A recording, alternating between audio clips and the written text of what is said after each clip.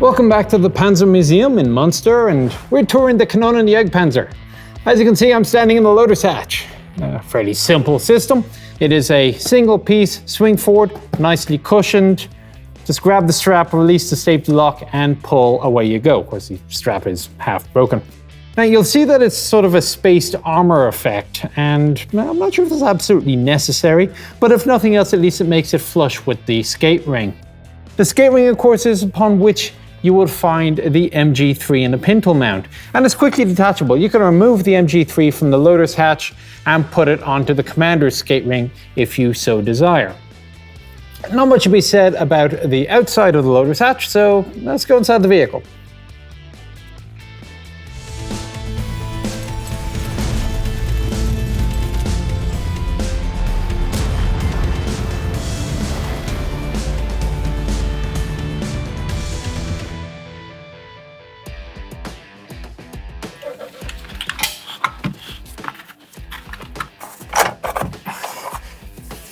Well, as you saw when I came in to close the hatch, it is a rotating system. It puts 3 lugs out and it holds it very securely in place. Now, frankly, I think it's a bit overkill. I'm not sure why you need it that secure.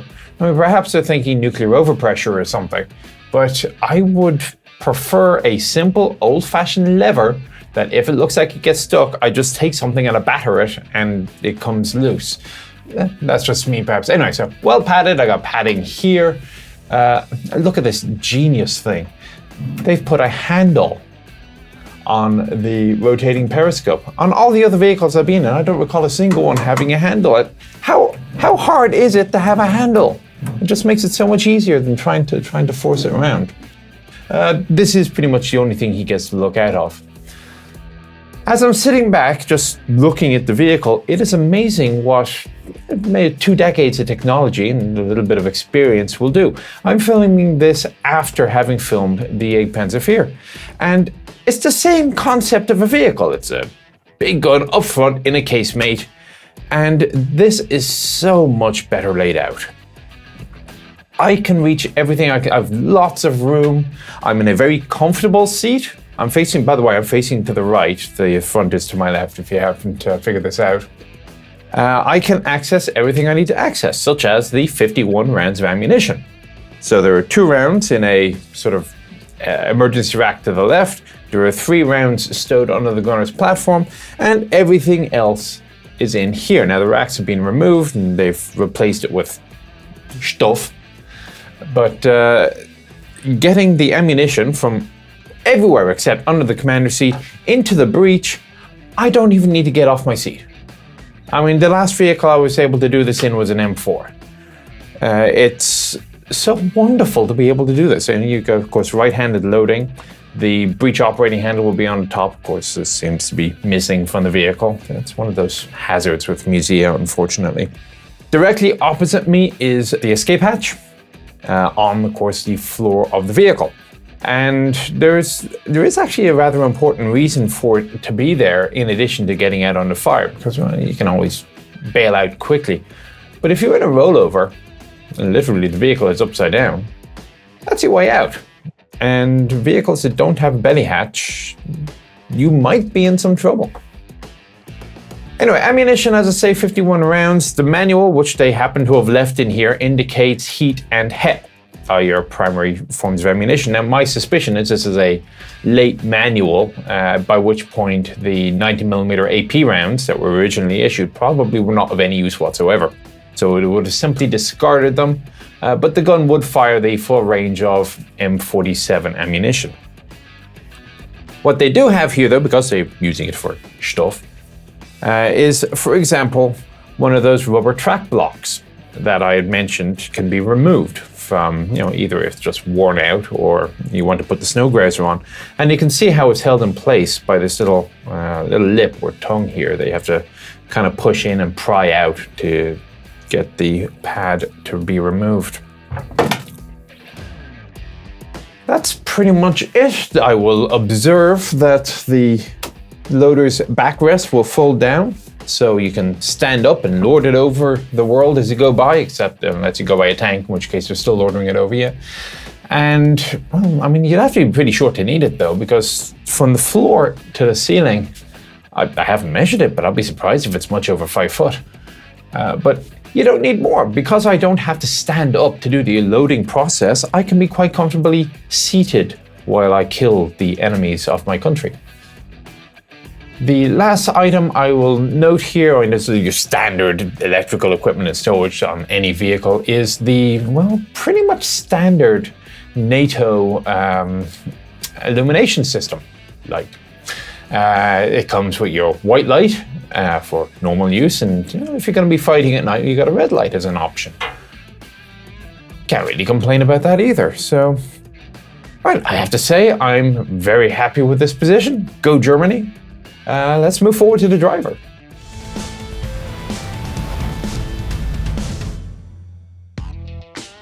Driver's position, well, getting in was a little bit complicated because of the auxiliary steering levers. As I'm trying to slide in, of course, these things are in the way. Now, he does, of course, have his own hatch. It's a flip over type, so he can just come straight down and forward, and hopefully it's not going to be much of an issue, assuming that the steering wheel doesn't get in the way, because that's something you wouldn't ordinarily expect to see. But steering wheel he has. So combine that, presumably in normal operation, and when things go wrong, your two tillers, the one on the left being very, very close to my leg, I have to say. And I do note the plungers, so obviously the tillers do seem to perform the handbrake function as well. The gearbox appears to be a transfer case, and the reason I have come to this conclusion is on the left-hand side we see 1, 2, and 3, which is presumably the position of this little lever here. And on the far side is V and R, which, okay, guess what? Forwards, neutral, and reverse. And instead of a clutch pedal, there's just a little push button for your left foot. Other things, well, he has a monster of a dash here. All the circuit breakers on the back, and then you got your readouts and then selector switches further forward. Only 930 kilometers on this clock, so this is maybe a developmental vehicle or not a full production. There is a builder's plate on the left here, but the Fahrgestell number is empty, implying that this is not perhaps a full production vehicle. Interestingly, it also says Panzer, so I'm wondering if this wasn't a vehicle that was turned into an artillery spotter and then converted back later. To his right would be found the coaxial machine gun, so that's one more thing for him to deal with in the course of a battle. It is the MG3 again on a German vehicle, or if it is a Belgian vehicle, the FN MAG, which we're familiar with in American circles as the M240. Fantastic gun. I'm a little bit unusual in American tank commander circles. I prefer the 240 to the caliber 50, but well, perhaps I am just a little bit weird. Vision out. Well, he's got 3 perfectly serviceable periscopes, and they'll show you what he needs to see when buttoned up. The seat is fully adjustable in height, and unfortunately not forward and backwards. So in low threat environments, flip open the hatch, raise the seat, easy as. That's pretty much it for the driver's position, and well, let's hop over the other side of the gun.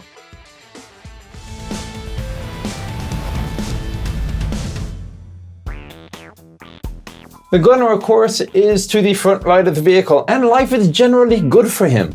I am seated in a nice, comfortable, padded seat with a backrest, and my legs are absolutely straight.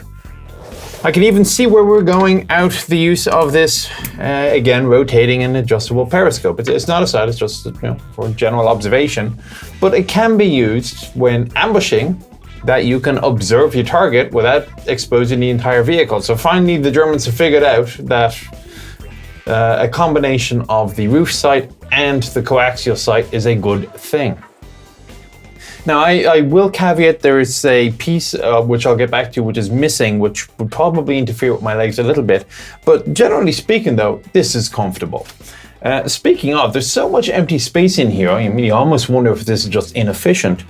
But I will wager that at night you would sleep in the vehicle. There is probably room to set up at least 3 cots in here, maybe a 4th if you want to be cozy. So while it's lashing rain outside, you just close up the hatches, hope the seals work, and yeah, life is good for a Kanonenjagdpanzer crewman. Right, sights. You will see it is over on the left here. And you'll also see that there is a blind on the right eyepiece. You can't see anything through this. And this is because a lot of people don't realize this.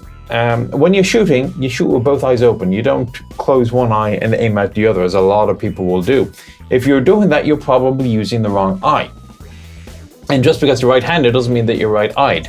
So if you're curious how to test, what you do is you make a little triangle. You have somebody stand maybe 10 feet away from you and you hold it up. And whichever eye is visible through this little hole, he tells you, I can see your right eye. You're right eye dominant. So you aim with your right eye, ideally. You will note here, though, that the eyepiece, the blind, is fixed on the right. So whilst it is possible to move the brow pad around a bit, the blind is stuck there. So it looks like left eye dominant is the way to do this. Now, the downside with the gunner's position, and he even gets his own reading light, by the way, just driving around. No hatch, though. He's got to get out. Got to get out probably the loaders as easiest. The downside, as I was saying, with the gunner's position is when he is actually servicing targets. And sadly, it is not as easy because, as you can see, as I'm sitting on this seat, you would expect the gun sight to be up here, and of course it isn't. So it looks like you have to get off your seat and kneel down or sit on the floor, probably kneel, next to the gun. So let's move the camera and we'll have a look at it. Using the gun's full range of traverse and elevation, that's 15 degrees each side, 15 up and 8 down, is a little inconvenient for the gunner because this is not an articulated scope. It basically does whatever the gun does. So the travel position, I've obviously leveled the gun out, I've removed the travel lock. With the gun more or less at max elevation is such that in order to see the sight, you got to get off the seat and basically sit on the whole floor or kneel on the whole floor. Similarly, if I was to traverse all the way to the right, that means I'll probably fall off the edge, the left-hand edge of the seat, and I'll be squatting as well. So the sight itself, if you were to look through and see the reticle, it would be pretty much instantly familiar to a modern tanker with the backup range setting and the mil dot dash system. It's hard to describe, but you'll recognize it if you see it. The ammunition fired by the Rheinmetall 90mm 40.4 caliber gun is basically that of the M47, as I already mentioned, but again, AP rounds not usually fired. The Belgians had an improved fire control system made by Sabca, very similar to the one in the Leopard 1s. So what they had was a laser rangefinder and an integrated ballistic computer. Life was a lot easier for a Belgian gunner than a German one. To elevate and depress, well, elevation is a very simple hand screw. You can see the screw here, and as you rotate, by definition, screws up and down. There is a trigger on the handle. Missing from the vehicle is the traverse, which again is another screw. It's not a toothed arc or anything fancy like that. It's another screw. It will go here and it would push against this mounting point here and swivel right here on this pivot point. And that's it. It's an incredibly simple system. Oh, by the way, I forgot to mention, the Belgians also have an improved fire control system for night firing. It's a better image intensifier that they use in conjunction with the Lyra flare launchers, as opposed to the active searchlight.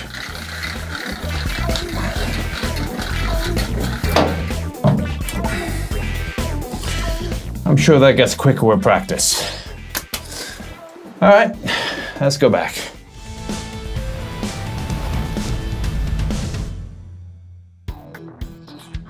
The last man of the four-man crew is, of course, the commander at the back right of the vehicle and commandy sort of position. He's got a fantastic view of what everybody inside the vehicle is up to. He's a little bit detached. I mean, the nearest crewman is nearly 2 meters away, which is rather a luxury in terms of armored fighting vehicle design, and he's got all the legroom in the world. He has 8 periscopes scattered around him so he can see the world about. And they provide acceptable vision. I mean, I've certainly seen worse in almost everything except a modern vehicle. The seat I'm on is very clever, kind of folds 3 different ways. It's easily adjustable in height, just by use of this little lever here. Works fantastically. The backrest will kind of fold forward and the entire seat will fold up out of the way so that I can stand on the platform and stick my head at the top. Commander's primary optic, well, that's his periscope here. It's a little bit offset to the right, so although the indicator is saying it's at 12 o'clock, I'm facing maybe the 2 o'clock to do it. Now, if I try to immediately just come down to the side, I'm gonna bash my head on these things pretty quickly. So hence come back to the easily adjustable seat, which will drop me down. And I am now going to place my feet on the escape hatch. I can look forward and I can very comfortably use the sight without destroying my head. Now, according to the book I read, the sight is a selectable magnification between by 6 to by 20. Damn if I can't find the lever that does that. What I have found is this, which I presume rotates it around for scanning. This appears to be a focus. There is a filter on the right, and there is a ranging system. So what these two levers, or knobs better, will do is there is, when you look through the periscope, there is a little box that as you adjust the two levers, you adjust the size of the box. And the readouts here, I presume, are in mils. So once you have framed your target, you see how big the target is in mils, do a quick bit of calculation, and that way you know pretty well how far away your target is. Now, German vehicles, once a target has been identified and ranged, it is down to the commander yelling instructions at the driver and gunner. In a Belgian vehicle, they have what I believe was termed an azimuth deviation indicator, which basically was a little readout for the driver and the gunner that showed which way the periscope was facing, and the driver would turn the vehicle so that the needle would be more or less forward, and that way the gunner was on site and the commander didn't have to do anything.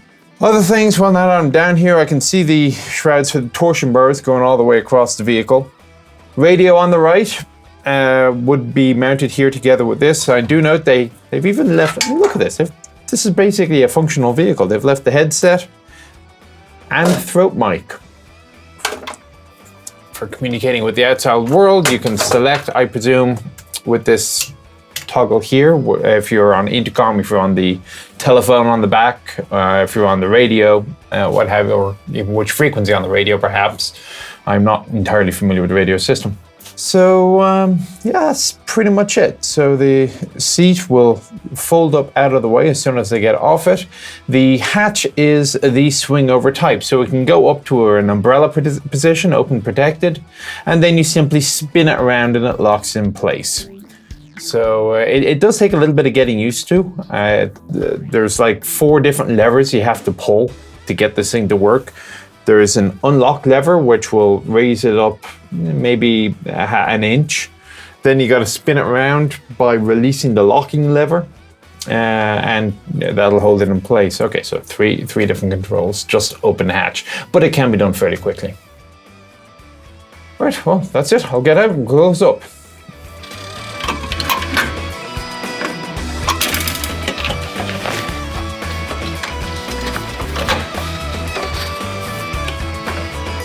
In total, 750 vehicles were manufactured by the 2 manufacturers, each building half. They were delivered between 1965 and 1967. However, it was determined that the vehicles were of limited utility against the T-64s and T-72s that started being deployed in numbers by the Warsaw Pact, so by 1983 they started being withdrawn from service, although reserve units did keep some on strength until 1990. 162 of the vehicles were taken in for conversion into the Jaguar II anti-tank missile vehicle, and a number more were simply taken in to have the gun removed and turned into an artillery observation vehicle. The Belgians, well, they received their 80 JPK-90s in about 1975. They were issued on the basis of 2 4-tank platoons for each of 8 infantry battalions. They hung around until the end of the Cold War. Now, there was some consideration being given to upgunning the Kanonenjagdpanzers with a 105 or maybe a 120, but it was deemed that it really just wasn't worth the effort, and perhaps missiles were the way forward anyway.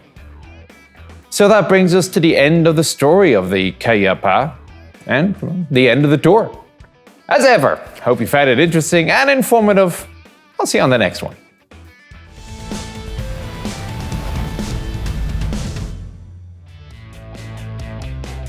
Okay.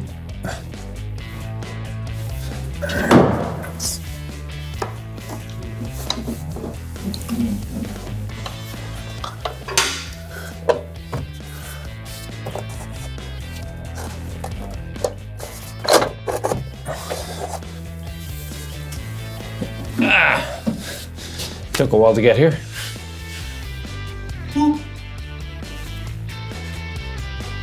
Hello?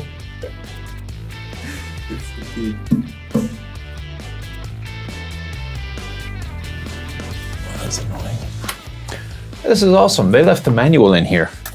So maybe I can figure out a couple of the outstanding and burning questions, which, granted, going into the wiring diagram is probably a little bit excessive.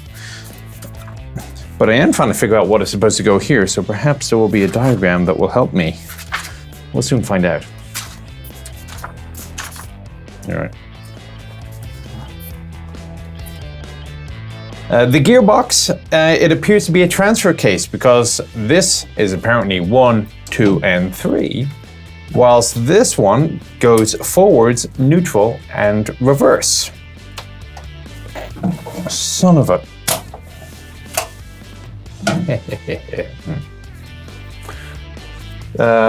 push up and then rotate left. So now let's see how long it takes me to do this. Prepare to laugh.